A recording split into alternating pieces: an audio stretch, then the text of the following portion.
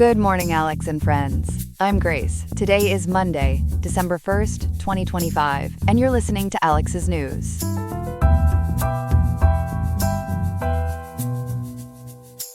The high in Riverside today is 72.6 degrees, with the low dipping to 44.6, so layers are your friend as we head into the week.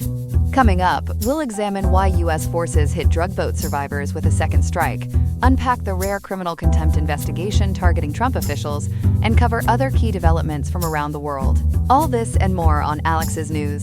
Stay tuned.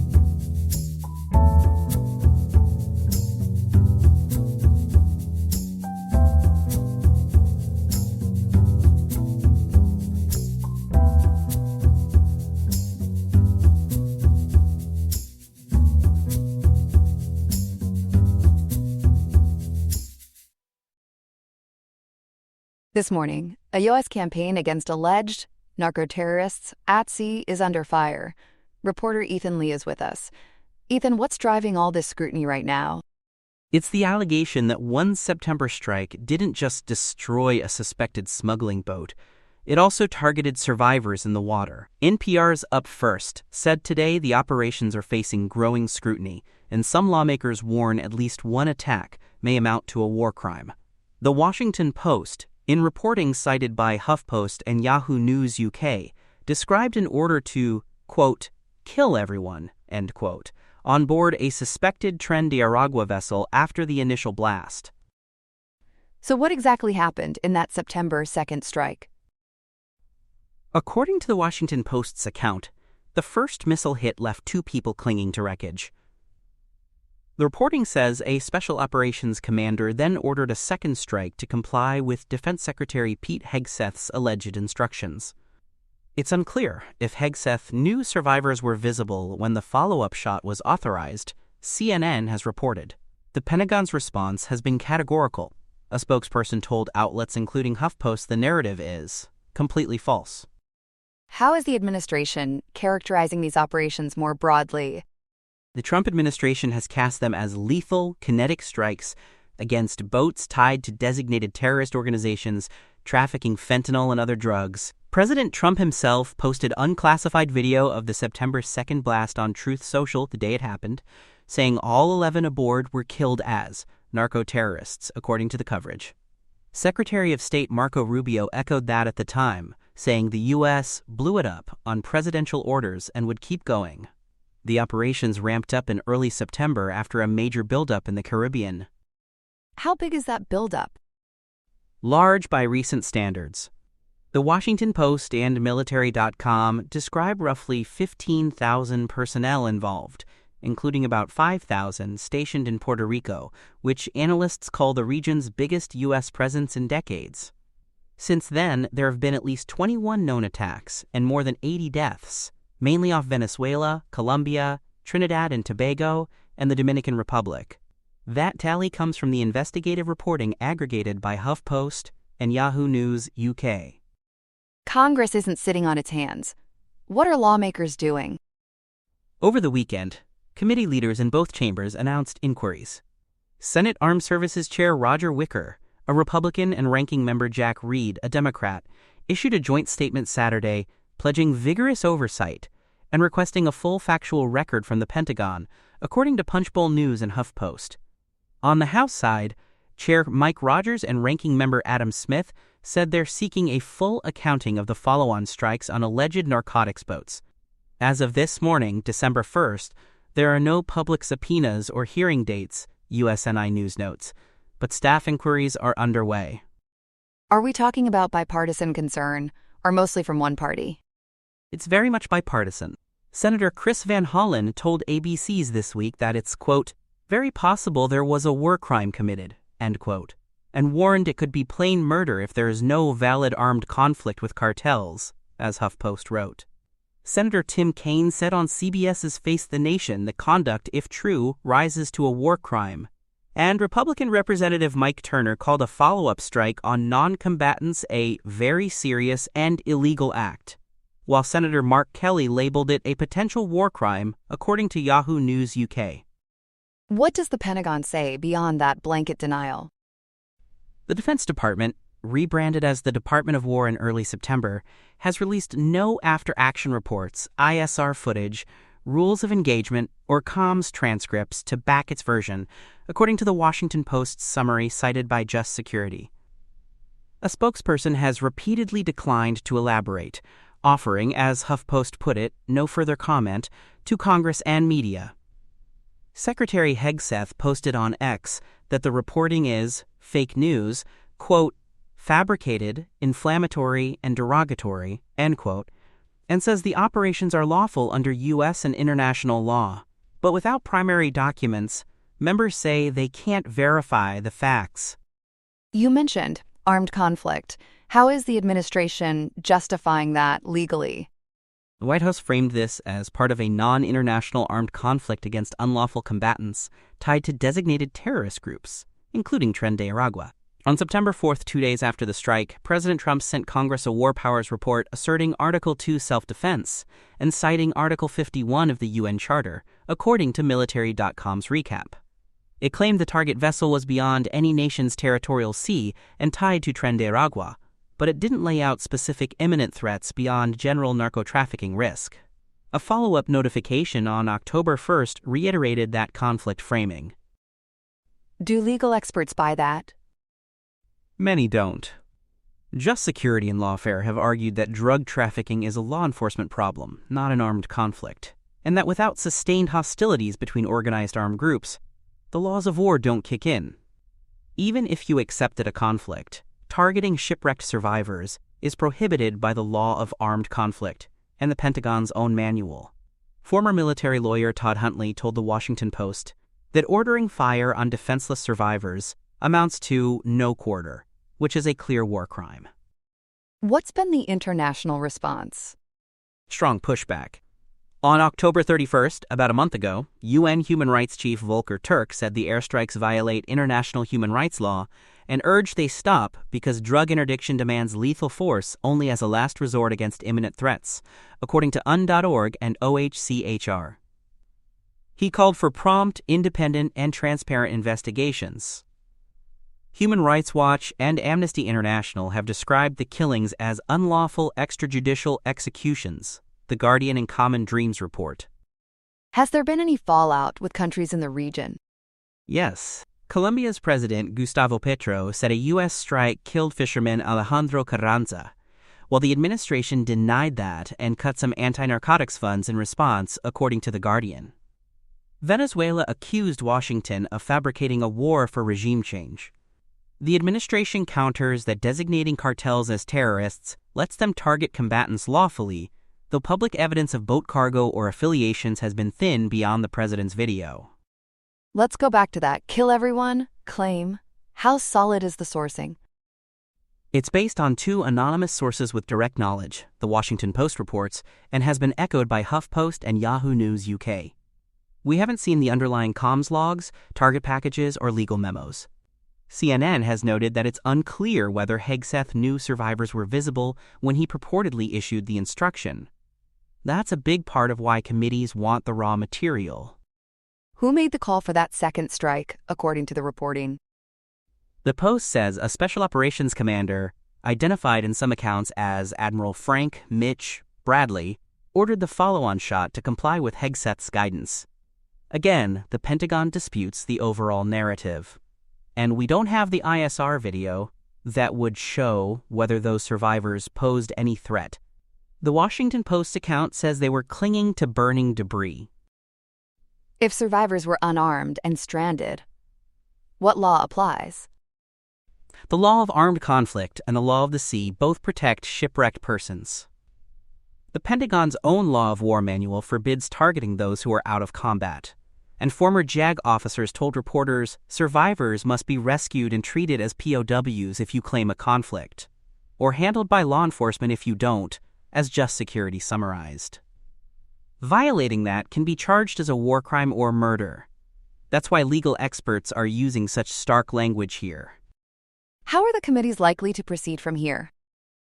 First, they'll seek documents and briefings from the Department of War. Breaking Defense and USNI News say staff are preparing letters and may request classified materials, including full-motion video and rules of engagement. If the Pentagon stonewalls, subpoenas and hearings could follow, though none have been announced as of today. Lawmakers on both sides say they want a timeline and a chain of command paper trail. What's at stake beyond this one operation?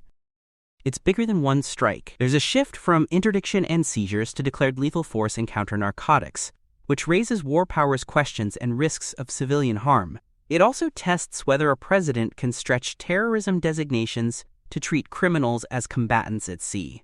NPR framed it this morning as a stress test for international law norms in U.S. maritime operations. How is the White House talking about oversight?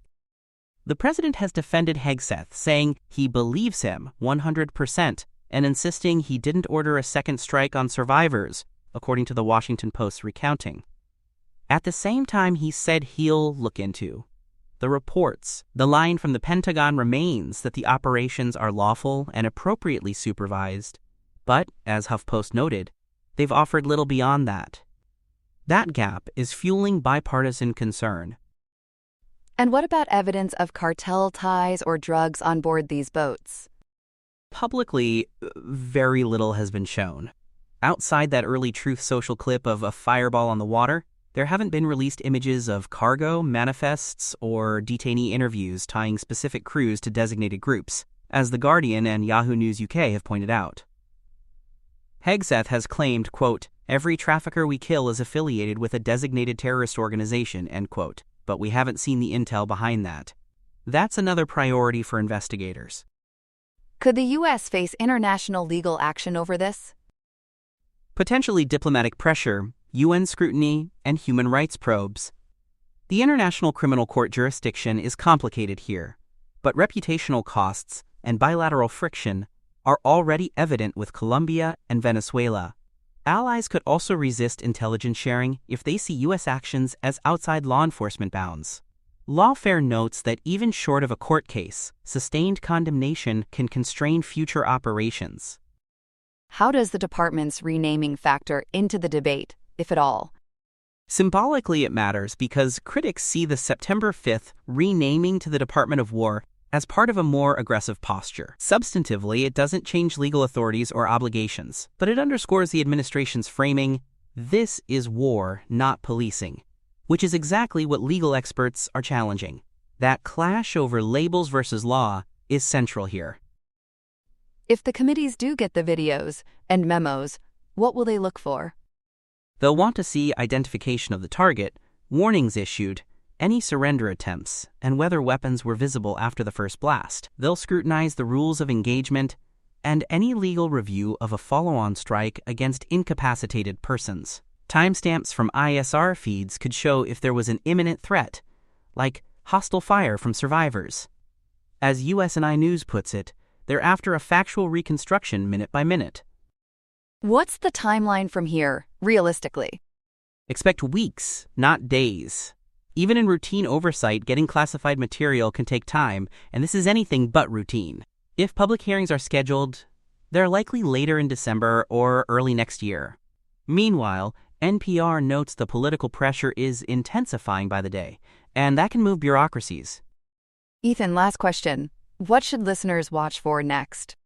Two things. First, whether the Pentagon releases any corroborating video or legal memos that either undercut or support the most serious claims. Second, if we see further strikes announced publicly, and whether their disclosures are any more detailed about threats, affiliations, and recovery efforts. The Washington Post and The Guardian are tracking both the operations and the investigations, so new reporting there could shift the narrative quickly.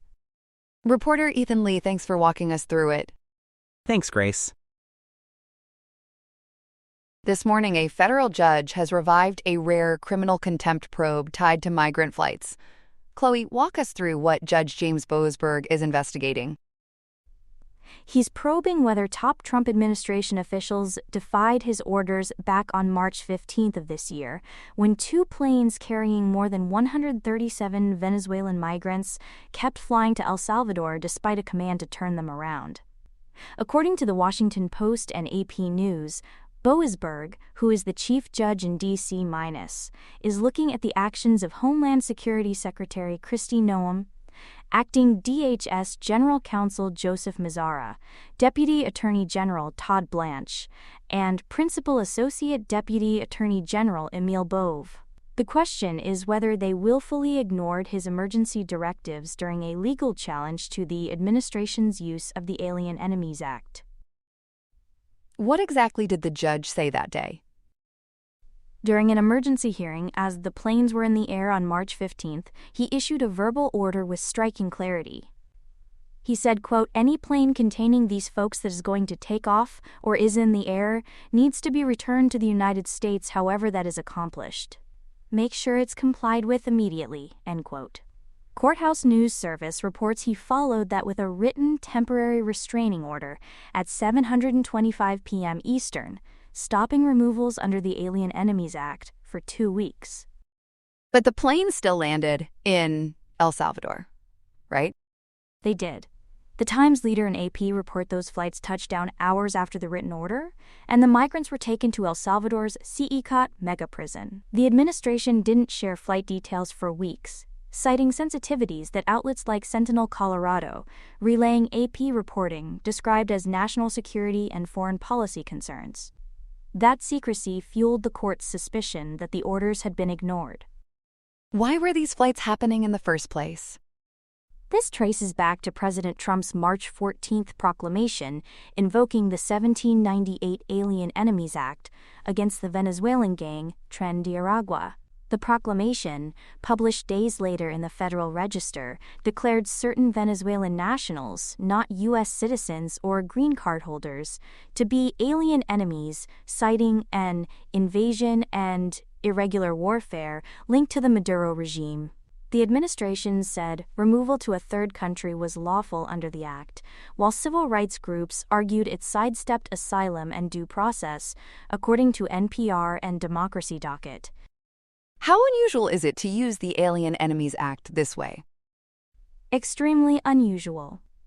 The ACLU and legal analysts told Newsweek and Justia that historically the act's been invoked only during declared conflicts like the War of 1812 and the World Wars, not peacetime immigration enforcement.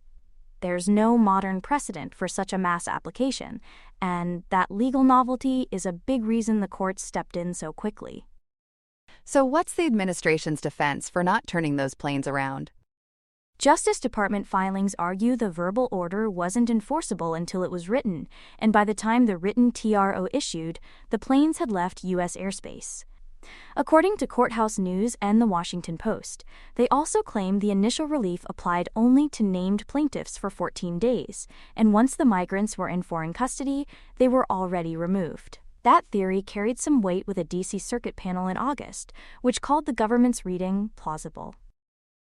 Who was on that appeals panel, and what did they decide? Judge Gregory Katsas, a Trump appointee, wrote the 2-1 opinion, joined by Judge Naomi Rao, to pause the contempt inquiry, as reported by Newsweek and Sentinel Colorado. They warned that pressing ahead risked intruding on core executive functions like foreign policy. Judge Cornelia Pillard dissented, signaling concerns about letting the executive treat a federal court's order as optional. But the contempt probe is back now. What changed? A larger D.C. Circuit en banc panel revived it on November 14th, just over 2 weeks ago, saying court orders are binding commands even on the executive. The Washington Post notes Judges Pillard, Wilkins, and Garcia emphasized that the judiciary can investigate potential defiance to protect the rule of law. That cleared the way for Judge Boasberg to restart fact-finding. What did Boasberg do once it was revived? Late Friday, November 28th, 2 days ago, he ordered written declarations from the officials he flagged, due by December 5th, which is this coming Friday. Florida Politics and AP report he may follow those with sworn testimony to determine if his orders were clear, were knowingly violated, and if a prosecution referral is warranted. He also signaled he wants a clean record of who made which decisions, when, and why. Is he considering anything else beyond contempt? Possibly. Courthouse News Service says he's open to letting the more than 137 migrants, many now in Venezuela, challenge the gang designations used to justify their removal, citing what he called thin evidence in some cases. That would be a major turn, because it would put the government's factual basis under the microscope, not just the process. There was a case of one deportee the Supreme Court weighed in on. What happened there? One migrant, Kilmar Abrego Garcia, was sent out despite having no criminal record, according to AP and the Washington Post. The Supreme Court, on April 7, nearly 8 months ago, ordered his return in a case captioned Trump versus JGG, but the White House refused, and El Salvador's President Nayib Bukele backed that refusal. Bukele cited tattoos he claimed tied Garcia to the gang, a claim the family and the ACLU disputed. How rare is it for a federal judge to pursue criminal contempt against executive officials? Very rare. Sentinel, Colorado, cites former federal judges Jeremy Fogel and Liam O'Grady, saying there have been only about 82 such matters since World War II, mostly fizzling out before punishment. Prison threats are rarer still, and none in recent decades have ended with a judge actually sending an executive branch official to jail. What exactly would Boasberg need to find to refer a criminal case?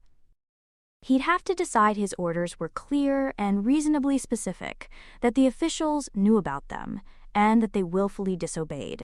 The standard, as Courthouse News describes, is intentional disregard, not just a misunderstanding.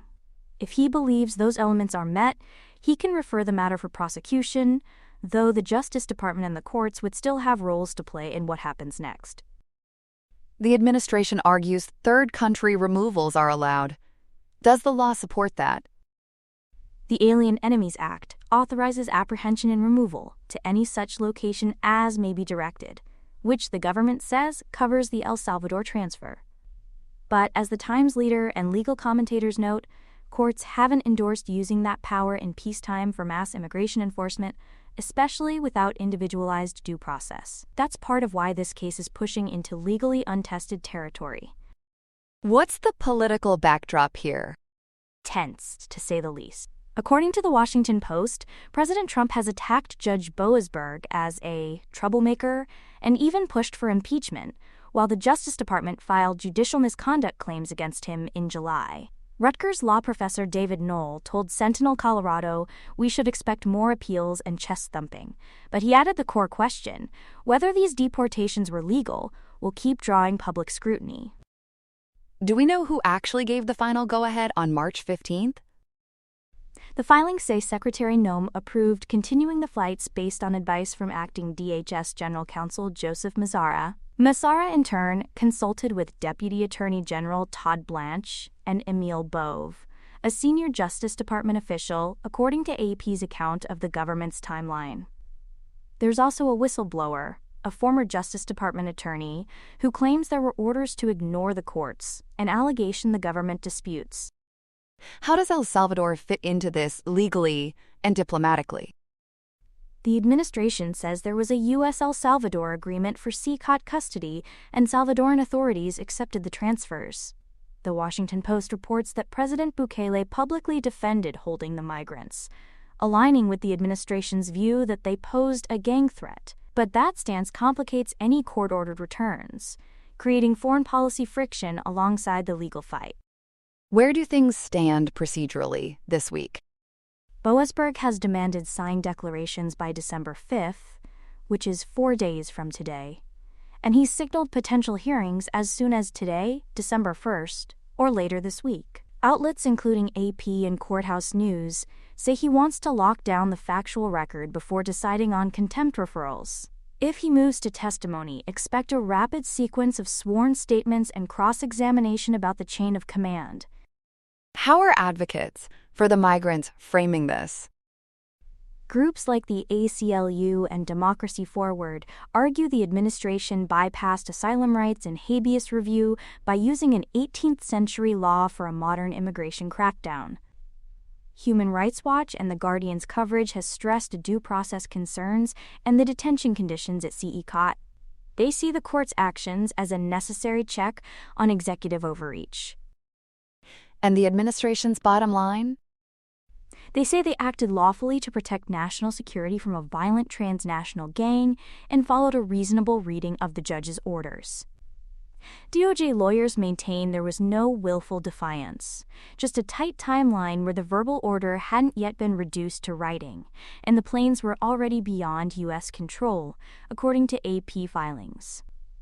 They also warn, as the D.C. Circuit panel did in August, against courts inserting themselves into sensitive executive functions. How have the Supreme Court's moves influenced this? The court vacated some early restraining orders on procedural grounds, saying habeas petitions should be filed in the District of Confinement, as the Washington Post noted. But it also affirmed that pre-removal challenges can be heard, which helped keep parts of the case alive. The unique fact pattern here, planes already airborne, left plenty of ambiguity the lower courts are now trying to sort out. Any clarity on whether the migrants can contest their gang labels? Boasberg hinted he may allow it, given what he called weak or generalized evidence in some files. If he does, Newsweek reports it would force the government to present individualized proof, not just rely on association or tattoos. That could reshape how these designations are used in immigration and national security cases. What's the risk for the officials named? Criminal contempt carries potential fines and, in theory, jail time, though recent history suggests that's unlikely. According to Sentinel Colorado's review of post-war cases, most such probes end without prison and often without penalties. The reputational and constitutional stakes, however, are enormous, especially if a judge concludes the executive treated a court order as optional. How are media outlets framing the moment? The Times leader called it an extremely rare confrontation between branches, while Courthouse News emphasized the judiciary's duty to enforce its own orders. AP has focused on the timeline and who knew what when, and the Washington Post has highlighted the broader test of judicial authority under a combative presidency. The through line is that this is a stress test for separation of powers. Where can listeners find the documents if they want to read them? Pacer hosts the case docket, filings, and transcripts under JGG versus Trump, number 125 CV 00766 JEB, in the D.C. District Court. The opinions and the temporary restraining order are there, along with the appeals rulings. Several outlets, including Yahoo and the Economic Times, have also linked key documents in their coverage. Bottom line, what should we watch for between now and Friday? Watch for whether the declarations name specific officials who greenlit the flights after the orders and whether Boasberg calls live testimony. If he finds the orders were clear and knowingly defied, we could see a referral for prosecution, an extraordinary step that would likely trigger immediate appeals. And keep an eye on whether he opens a path for those migrants to challenge their designations, which would broaden the case beyond contempt. Chloe, thanks for laying all that out so clearly. Thanks, Grace.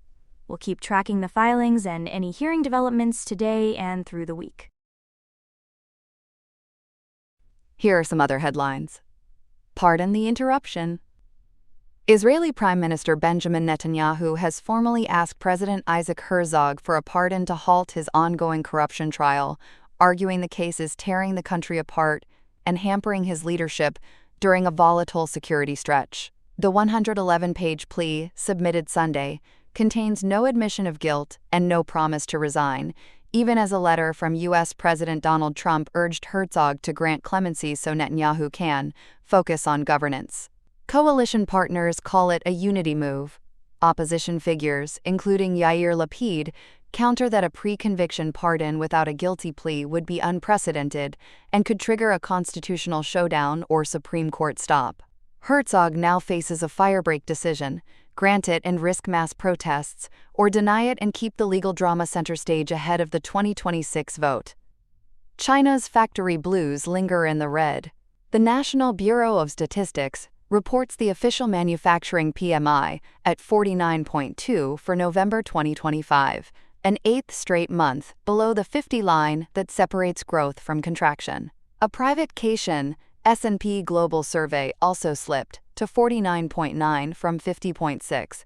The numbers suggest that October's trade truce between Presidents Donald Trump and Xi Jinping, including U.S. tariff cuts, steadied export nerves but hasn't patched the hole left by weak domestic demand and a property slump today. A scaffold of scandal in Hong Kong, where grief scales new heights. The death toll from the Wang Fuk Court housing estate inferno in Tai Po has risen to 146, the deadliest blaze in the city's history.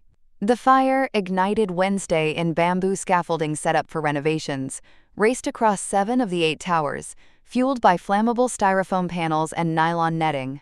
Police have arrested at least 11 people, including construction company directors and engineering consultants, on suspicion of manslaughter and gross negligence. Hong Kong has declared 3 days of mourning, while Beijing's Emergency Management Ministry ordered immediate nationwide inspections of high-rise safety standards.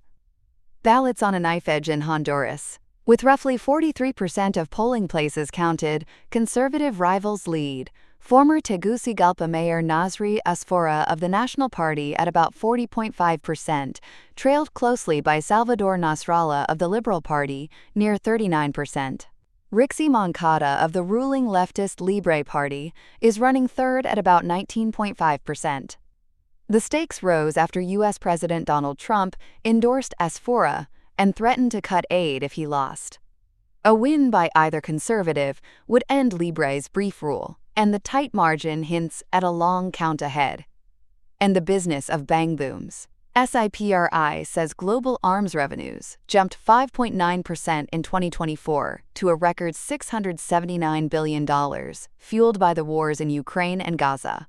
European makers saw the sharpest rise, up 13% to $151 billion, while 39 U.S. firms grew 3.8% amid production snags, including the F-35.